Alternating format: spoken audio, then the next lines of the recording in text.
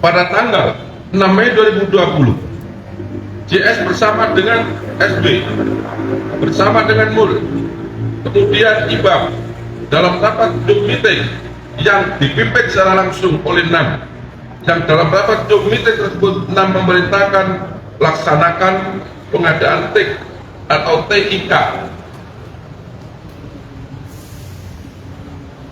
tahun 2020 sampai dengan tahun 2022 dengan menggunakan Chrome OS dari Google, sedangkan saat itu pengadaan belum dilaksanakan. Kemudian IBAM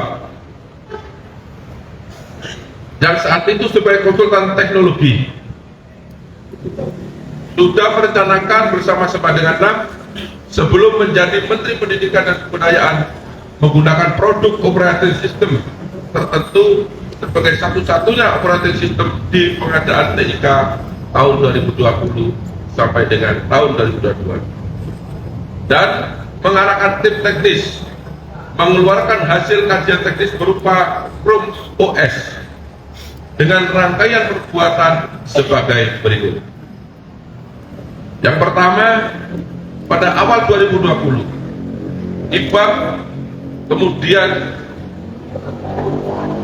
JS dan NAM bertemu dengan William dari pihak Google untuk membahas produk Google berupa WordSpace, berupa Chrome OS untuk pengadaan TIK di Kemendikbud Ristek tahun 2020 sampai dengan 2022.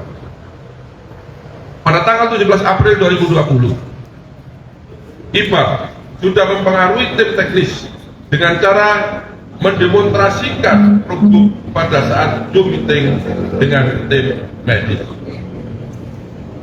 Tim teknis.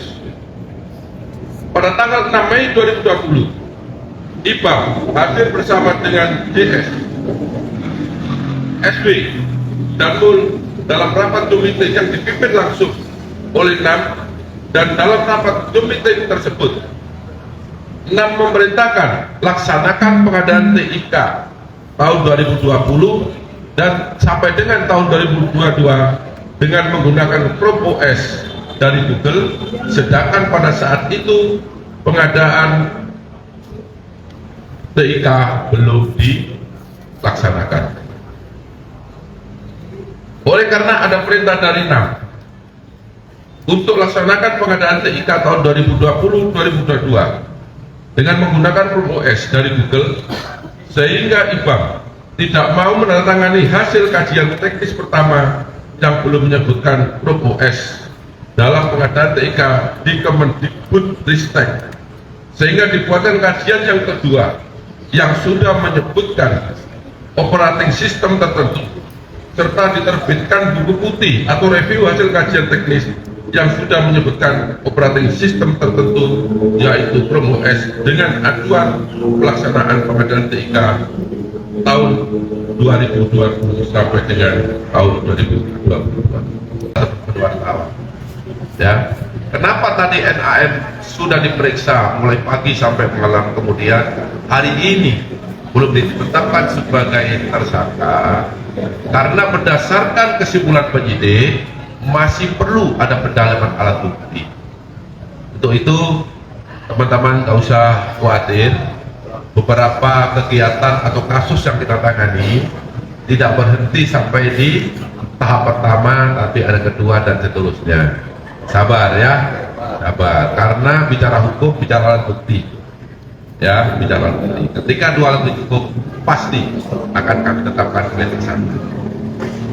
Baik, sehingga adalah silakan. Bapak, dari Kompas.com masih soal kenapa NAM tidak menjadi tersangka. Ini kan kalau kita berkaca dari kasusnya Tom Lembong ini kan tidak satu, dia tidak mendapatkan keuangan, keuntungan, dan juga dia mungkin tidak ada dengan tanda kutip mens rea ya, tapi kan di dalam dakwaannya kan dia memberikan keuntungan, menyebabkan keuntungan untuk pihaknya. Di dalam kasus ini kalau NAM satu, dia memaksakan atau produk. Kedua, dia sudah menguntungkan, memberikan satu jalan lah kepada salah satu PP Bineka ini sebagai penyedia utama di dalam produk ini. Ini alasannya, apakah dua hal itu tidak menjadi hal yang cukup dari penyidik untuk tetap Ya, pertanyaan yang bagus ya. Kembali lagi saya jelaskan bahwa menetapkan suatu tersangka itu minimal 2 alat bukti. Kami masih kembangkan bukti-bukti yang lain. Memang dari keterangan para saksi, termasuk 4 yang sudah tersangka ini, memang pernah ada rapat Zoom meeting yang dipimpin oleh NAE, yang dimana di sana agar menggunakan Chrome OS, yang pada saat itu sudah saya sampaikan belum dilakukan lelang atau proses pengadaan barang dan jasa. Namun kami juga perlu alat bukti yang lain, alat bukti dokumen, alat bukti petunjuk, ya kan, alat bukti keterangan ahli untuk NAF. Nah, untuk itu saya ulangi lagi, ketika 2 alat bukti cukup, pasti penyidik akan menetapkan siapapun orangnya sebagai tersangka.